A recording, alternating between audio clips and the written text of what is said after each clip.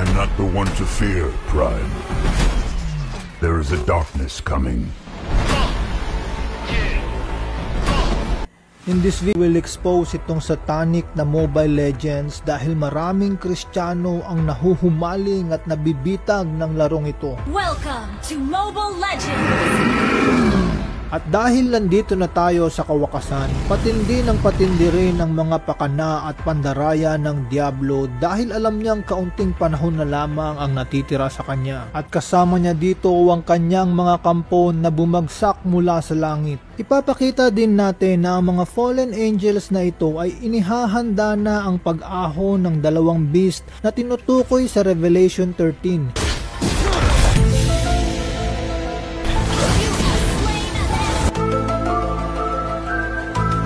Itong triangle na may isang mata ay pinakakilalang simbolo ng mga Illuminati at mga Freemasons. Napaka-importante ng signs at symbol sa spiritual world dahil ito ang kanilang pagbubunyag ng kanilang espiritu at pagpapakilala ng kanilang Panginoon. Ganon din sa ating mga Kristiyano, kailangan nating ipahayag na si Jesus ay Panginoon at buong pusong sumampalataya na siya ay muling binuhay ng Diyos at tayo ay maliligtas. At sa pamamagitan ng signs at symbols, makikita natin yung espiritong nasa likod nila. At pinasok nga natin itong Mobile Legends. Ito agad ang bumungad sa atin. Isang sexing babae na naka-Baphomet sign, naka one eye at naka high heels. So kapag naglaro tayo ng Mobile Legends ay talagang i-welcome na tayo ni Satanas ng kanyang Baphomet sign, ng star sa ulo at ng kanyang one eye. Sa startup ng Mobile Legends, ito yung unang makikita natin. Ang dragon at ahas ay sumisimbolo kay Satanas. Revelation 12:9, itinapon ng malaking dragon ang matandang ahas na tinatawag na Diablo at Satanas na nandaraya sa buong sanlibutan. Itinapon siya sa lupa kasama ang lahat ng kanyang mga kampon. Itong fallen angel na ito mismo yung Diablo. Siya yung malaking dragon. Kung hindi ka pa rin kumbinsido na satanic ang larong ito, tingnan natin yung logo ng Mobile Legends, yung mata ng dragon. Nakita nyo ba yon? Ito yung serpent, palipad-lipad, mangangagat pa yan. Ulitin natin.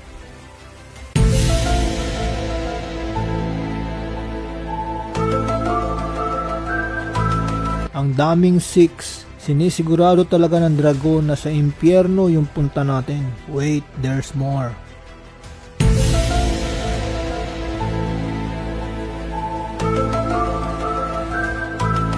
May espiritual na digmaang hindi natin nakikita sa pagkita ng dilim at liwanag. Sa sobrang tindi ng labanan ay pinasok na ng ahas yung simbahan. Ito yung Vatican Audience Hall. At dun sa parang bunganga ng ahas, nandito yung altar kung saan nagsasalita yung I believe. Ito yung hinihintay natin na false prophet.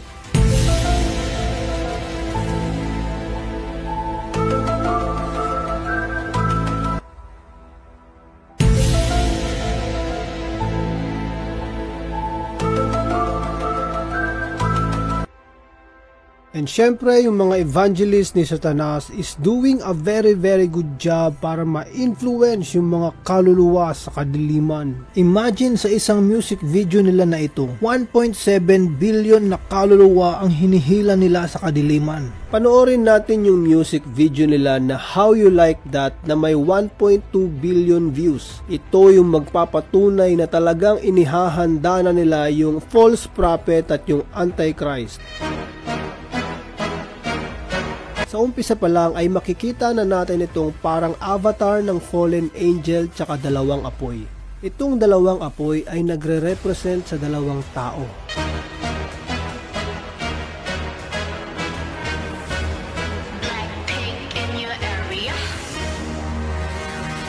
Itong dalawang taong ito yung dalawang beast.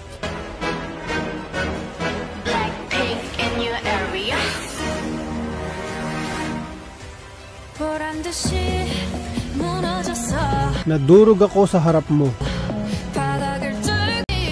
Tumama sa bato sa ilalim at lumubog ng mas malalim. Inilalarawan ng fallen angel na ito ang pagbagsak niya sa tubig mula sa langit.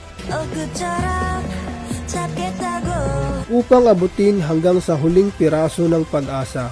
저 높이 두 손을 뻗어봐도 Sinubukan kong abutin ng dalawang kamay ko. Dito inilalarawan ng fallen angel yung pagbagsak niya sa lupa mula sa langit. 다시 캄캄한 이곳에 light up the sky Muli sa madilim na lugar na ito, lumiwanag ang kalangitan. 이 두 눈을 보며 I kiss you bye Habang nakatingin sa mga mata mo, hahalikan kita upang mamaalam. 실컷 비웃어라 꼴좋으니까 Tumawa ka hanggang gusto mo, hanggang kaya mo pa. 이제 너희 하나 둘셋 Dahil ikaw na ang susunod. Ipinapakita dito na nakalaya na sila sa kadiliman at gusto nila tayong patayin. Ito na yung katuparan ng propesiya sa Revelation 12:12. Kaya't magalak ang kalangitan at lahat ng naninirahan dyan. Ngunit kalagim-lagim ang daranasan ninyo, lupa at dagat, sapagkat ang matinding puot ng Diablo ay babagsak sa inyo. Alam niyang kaunting panahon na lamang ang nalalabi sa kanya. how you like that Gaano mo nagustuhan yan? Parang sinasabi nila dito na nandito na sila sa Earth at nakikita natin sila harap-harapan.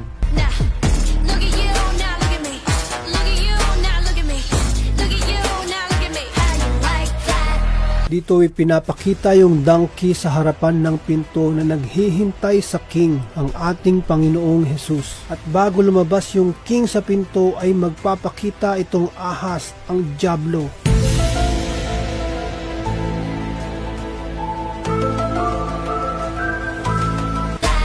Your girl need a doll and that's $100. Pinapakita dito nung ahas yung pagiging materialistic, especially nung mga babae. I'm right back. Ano na, bumalik ako agad. Ipinapakita nung ahas na nakaupo siya sa kanyang trono upang tuksohin at paibigin ng mga tao sa sanlibutan at mga material na bagay. You get hyped and don't like me, then tell me how you like that.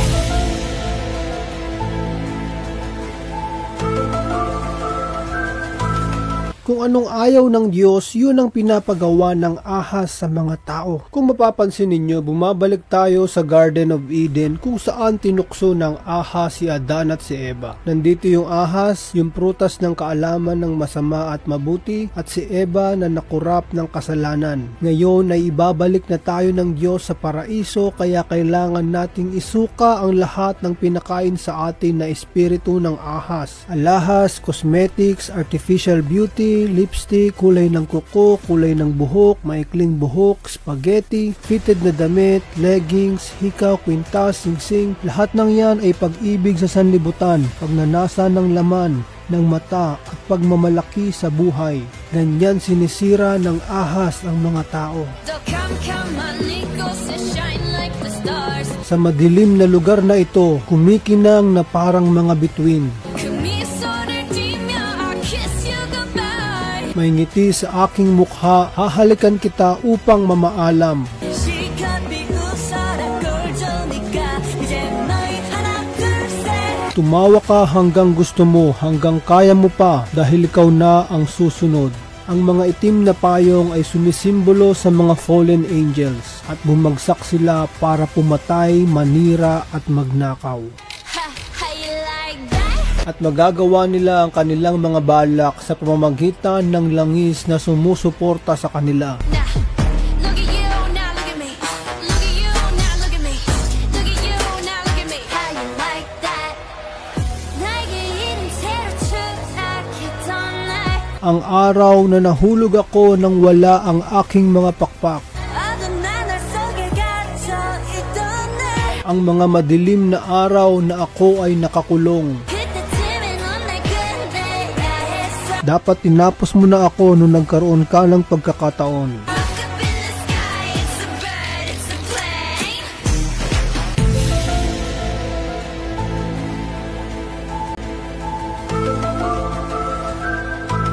Bird, it's a plane.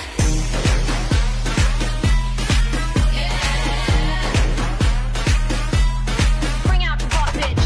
Bring out the ball, bitch. Hindi ko masyadong naintindihan yung sinabi kaya ginugel ko yung lyrics at ito yung lumabas. Bring out your boss. Bring out the ball, bitch. Ngayon, they will bring your boss, yung Antichrist at yung false prophet, at gagamitin nila yung kanilang influence para i-worship yung beast.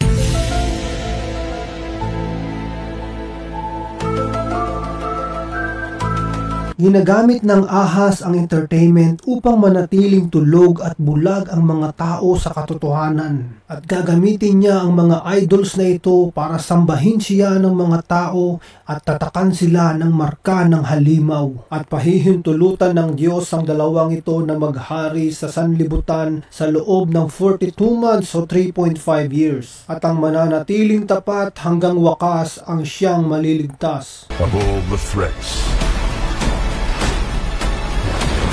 from both your past and future, you've never faced anything like this.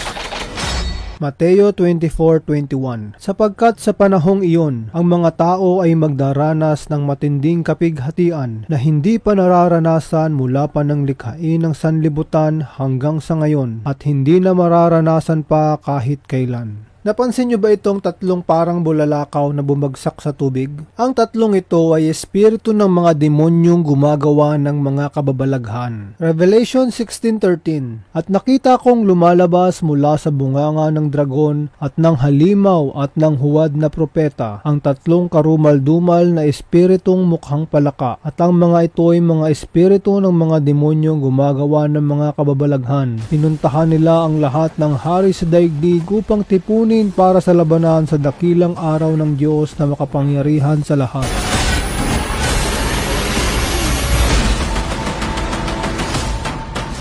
And if you don't know, now you know.